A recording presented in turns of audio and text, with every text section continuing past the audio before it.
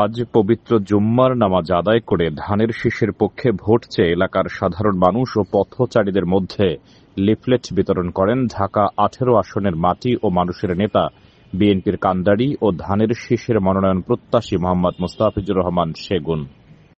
আমাদের কাজগুলোর মূল লক্ষ্য হলো একটি দফা, যে আমরা যদি বিএনপি ক্ষমতায় যায় জনগণের ভোটে, তাহলে আমরা কি কি কাজ আমরা করব দেশের জন্য, জনগণের জন্য, সেই বার্তাটাই আমরা মানুষের ঘরে ঘরে পৌঁছে দিতে চাই। এই জন্য এটাই হচ্ছে আমাদের নির্বাচনের প্রধান ইশতেহার। এটা আমরা ইনশাল্লাহ সমস্ত জনগণের ঘরে ঘরে পৌঁছে দেবো ইনশাল্লাহ। দেখেন, আজকে যারা রাজপথ ছিল তারা আমার সাথে আসছে, কোনো চান্দাবাজ কোনো ধান্দাবাজ কিন্তু আমার সাথে নাই। আমি চান্দাবাজ, আমি ধান্দাবাজে বিশ্বাসী নাই। এই জন্য আমার সাথে কোনো চান্দাবাজ ধান্দাবাজ নাই, কোনো আওয়ামী লীগের দালাল নাই। আমার সাথে অরিজিনাল যারা রাজপথ ছিল, যারা আছে বসে থাকবে বিএনপির পক্ষে, তাদেরকে নিয়ে আমার কোনো স্টারের দরকার না। আমার সাধারণ জনগণ যারা ভালো, যারা দেশের উন্নয়ন চায়, দলের ভালো চায়, তাদেরকে নিয়ে কাজ করি। এই 5ই আগস্টের পরে মানুষ কিন্তু চাঁদাবাজের জন্য ঘুরছে, অর্থ কামানোর জন্য ঘুরছে, ধান্দাবাজের জন্য ঘুরছে। আমি এই এলাকার উন্নয়নের জন্য আমি 4টা রাস্তা ঢাকা সিটি কর্পোরেশন থেকে আমি অনুমোদন করেছি। কারণ কি, আমি চাই এই এলাকার উন্নয়ন মানে জনগণ উন্নয়ন, জনগণ উন্নয়ন মানে বিএনপি উন্নয়ন, বিএনপি উন্নয়ন মানে দেশের উন্নয়ন।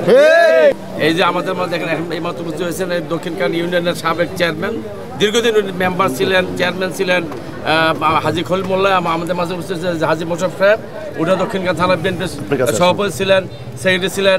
ওনারা অত্যন্ত ভালো মানুষ, সৎ মানুষ। ওনারা দেশের উন্নয়ন করছে, এলাকার উন্নয়ন করছে। আমি ওনাদের নিয়ে মাঠে আছি। 20 বছরের মতন মেম্বারই করছি, 9 বছর চেয়ারম্যানই করছি, তারপরে এখানে এলাকায় কাজ করছি। তো মোস্তাফিজুর রহমান সেগুন ওইলে আমার ভাতিজা। তো আমি তার জন্য সবসময় দোয়া করি, সে আমার সন্তানের মতন। তো 27/2/78 এই জায়গায় আমি জিয়াউর রহমান সাহেবকে আনছি।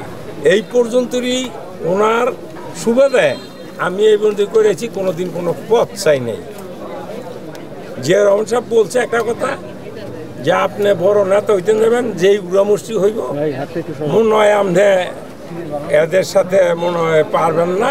তো আপনি মাঠে কাজ করেন, আমি আপনারা আলাদা মূল্যায়ন করব। তা আজকের দীর্ঘদিন এই যে এই পর্যন্তই আমি ঠিক ওনার কথা মতো নেই। আমি কোনো নেতা হই নাই বা আমার কোনো বড় পদও নাই।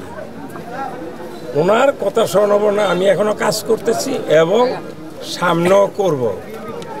তো এই দেশে আমি বহুত উন্নয়ন করছি, রাস্তাঘাট করছি, মসজিদ, মাদ্রাসা, একটা গণকবরস্থান, একটা 3.5 বিঘা জায়গা আমার নামে আমি কিনা, তারপরে আমি এটা ওয়াফকা করে দিয়ে দিছি। আরও এরকমের বহুত কিছু কাজ করছি।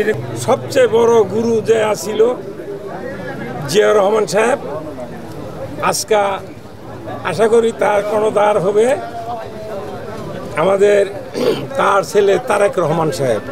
আমি দোয়া করি আল্লাহ যেন তার বাপের এই জিনিসটা আমি দেখে যাইতে পারি, যে তারেক রহমান সাহেবরা যেন আজকে এই দেশের প্রধানমন্ত্রী হিসাবে আমি দেখতে চাই। আমি আর আমার আর জীবনের আকাঙ্ক্ষা থাকবে না, কোনো নেতাও হই নাই, এখনো চাই না কোনো নেতৃত্ব বা কোনো কিছু। আমি এলাকার কাজ করতে চাই। তো আজকে এই মোস্তাফিজুর রহমান সেগুন আমার ভাতিজা, আল্লাহ দিলে দলের মেয়েদের আমি দিছি, উনি কাজ করবো, ওনার দিকে যেন সবাই খেয়াল রাখেন।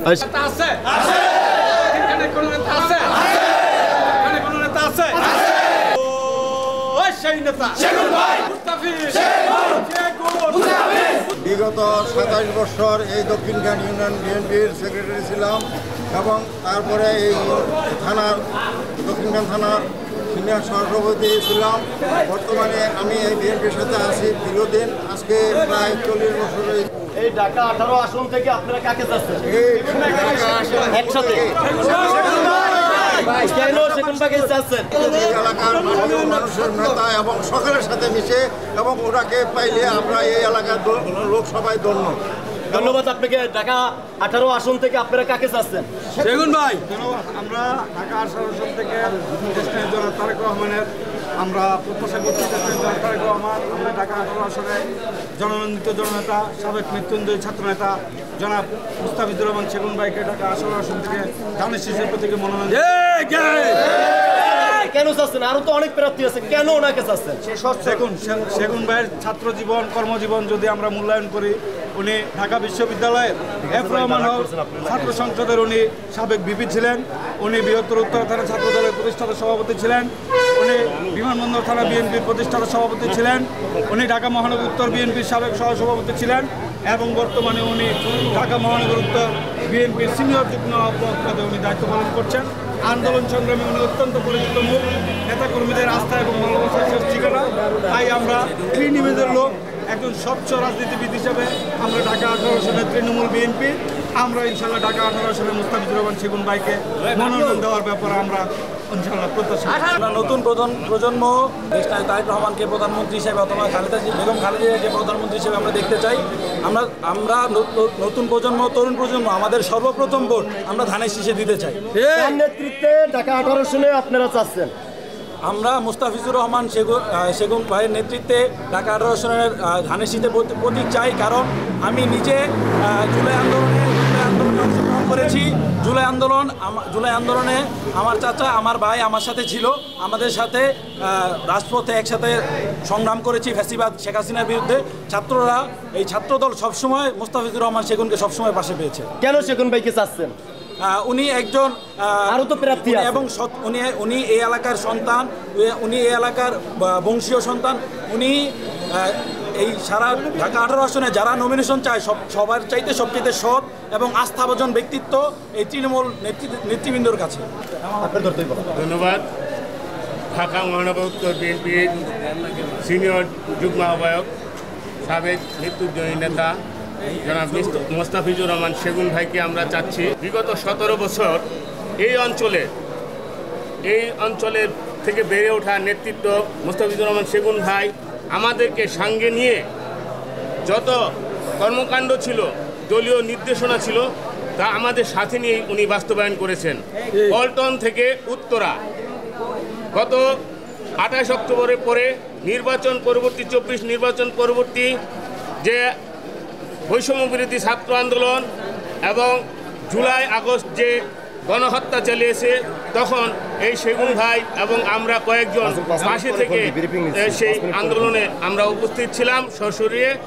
এবং ওনার মতো একজন সচ্ছল, একজন সৎ ব্যক্তি এই অঞ্চলে আমার চোখে পড়ে না। জনাব তারেক রহমান, ওনার কাছে আমাদের তৃণমূলের দাবি থাকবে স্বচ্ছ রাজনীতিবিদ, এবং তারেক রহমান যেটা বলেছেন যে একজন সৎ এবং মেধাবী এবং কর্মীবান্ধব নেতা হিসাবে উনি মনোনয়ন দিবেন, পদ পদবি দিবেন। সেই হিসাবে, সেই বিবেচনায় জনাব মুস্তাফিজুর রহমান সেগুন ভাই এগিয়ে সবাই। উনি কোনো চাঁদাবাজ, দখলবাজ ওনার পাশে ঠাঁই দেন না। এই জন্য ওনার হয়তো বাস্তবিক অর্থে আপনারা দেখতেছেন যে নেতাকর্মী কম, কিন্তু নেতাকর্মী দিয়েই সব কিছু হয় না। নির্বাচন জনগণের ভোটে হয়, জনগণ ভোট দিবে, জনগণ ওনার পাশে আছেন ইনশাআল্লাহ।